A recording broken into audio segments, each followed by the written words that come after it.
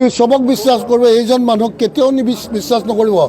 আৰু যিসকলে গালত চুমা খাইকৈ গালখন পাতে হেৰি কৰে, সেইসকলে মই ধিক্কাৰ দিছোঁ যে তুমি চিনি নোপোৱা তোমাৰ শত্ৰু কোনে মাৰিছে তোমাৰ মা দেউতাক, তোমাৰ ভৱিষ্যত, তাকে তুমি আকৌ তেওঁ সেইচবৰ বাহিৰে জানে কি? আজান পীৰ বুলি এটা মানুহ আছিল ন আমাৰ ইয়াতে, তেওঁতো মানে তেওঁ যে আৰু যে শংকৰদেৱৰ এজন যে হেৰি আছিলে, কি বুলি আছিলে, শিষ্য আছিল যে কি কি কি নামটো মই পাহৰিছোঁ নহয় মুছলিম মানুহ এজন যে শিষ্য আছিলে, যোনে যাৰ কৰিছে, হা নাই চাংখাই বোলা বস্তু এজন আছিলে, তেওঁতো মুছলিম মানুহ আছিল আৰু তেওঁ শংকৰদেৱৰ শিষ্য আছিলে, যোনে তেওঁৰ চোলা চিলাওঁতে কেইবাখনো হাত দেখা পাইছোঁ বুলি কয় আমাৰ শাস্ত্ৰই কয়। গতিকে তেওঁ এইচবৰ বাহিৰে তেওঁৰ বেলেগ জ্ঞান নাই। হা, তুমি যে মিয়া কৈ আছা, মুছলমান বুলি কৈ আছা, তেওঁ এটা কথা জানেনে? অসমীয়া মুছলমানসকলৰ প্ৰতিটো অসমীয়া মুছলমানৰ এটা হিন্দু নাম থাকে। ঘৰত যদি তাৰ চালেহ বুলি মাতিছে, তাৰ আকৌ ঘৰুৱা নামটো বাপধন বুলি আছে। এনেকুৱা প্ৰতিটো অসমীয়া মুছলমানৰ এই নামটো থাকে, হিন্দু নাম এটাও থাকে, হেৰিও থাকে। গতিকে সেই পৰম্পৰা, সেই সমিল মিল আৰু অসমীয়া মুছলমান গাঁও আৰু অসমীয়া হিন্দু গাঁও একেলগে সহবাস কৰি আছে, কোনো কাজিয়া নাই। তুমি সেইখন সমাজত কিয় আজি হেৰি জুই লগাব খুজিছা? কিয় লগাব খুজিছা? ইয়াতে আমাৰ হেৰি কি বুলি কয়, আমাৰ আহোম ৰজাৰ যিখন হেৰি আছিলে কি মানে শিৱসাগৰ, নাজিৰা সমষ্টি কওক, আমাৰ শিৱসাগৰ সমষ্টি কওক, চবতো অসমীয়া গৰিয়া মুছলমান মানুহ আছে। তেওঁলোকক কি কওঁ, সেইখিনিতো অসমীয়া মানুহে কনভাৰ্টেড মানুহ।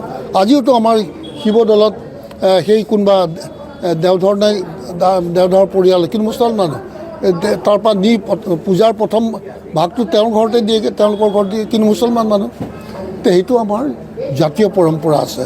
তেওঁ সেইচব কথা নাজানি পেলাই তেওঁ আবুল তাবুল বকিছে। অচিনাকি মানুহৰ কথাটো বেছিকৈ কৈছে। কোন অচিনাকি? আৰে চিনাকি তেওঁ কাক কৰিব পাৰিলে এতিয়ালৈকে?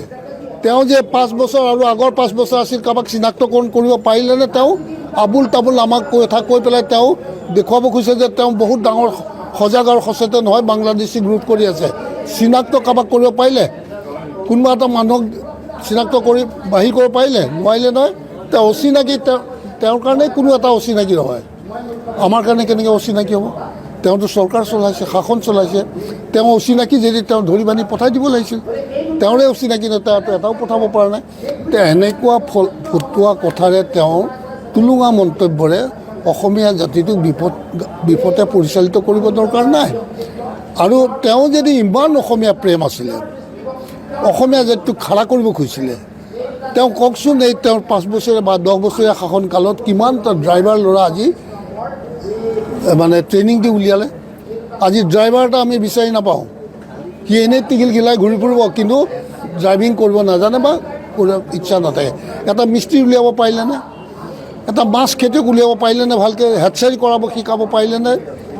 মিস্ত্ৰী এটা উলিয়াব নোৱাৰিলে, হেডচাৰী এটা কৰাব নোৱাৰিলে, মেকানিক এটা উলিয়াব নোৱাৰিলে, ইলেক্ট্ৰিচিয়ান উলিয়াব নোৱাৰিলে, হাজাৰ ইলেক্ট্ৰিচিয়ান, প্লাম্বাৰ উলিয়াব নোৱাৰিলে। চবতো আমি চকল মিয়া মানুহ বুলি কয় তেওঁৰ মতে, তেওঁলোকৰ ওপৰতে ডিপেণ্ডেণ্ট হয়।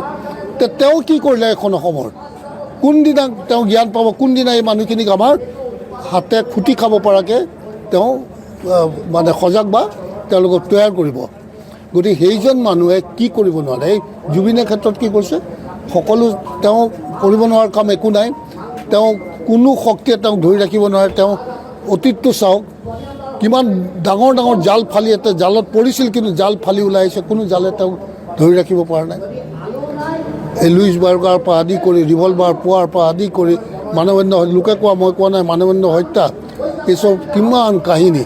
আৰু এতিয়া জুবিন গাৰ্গকো থাপ কৰি দিলে, জোনমণি ৰাভাকো থাপ কৰি দিলে। তেওঁতো হৈছে মানে মানে ৱৰ্ল্ড বেষ্ট মাফিয়া পলিটিকেল নেতা বুলি ক'ম। মাফিয়া লাইক পলিটিকেল নেতা, সেইটোৱে ক'ব লাগিব। আৰু কি ক'ম, নহয় জানো? তাতকৈতো আৰু মোৰ ভাষা নাই। অৱশ্যে ইমান মই ভাষাত ইমান স্পষ্টও নহয়। গতিকে সেইখিনি আপোনালোকে নিজে বুজি পাওক, অসমৰ ৰাইজেও বুজি পাওক।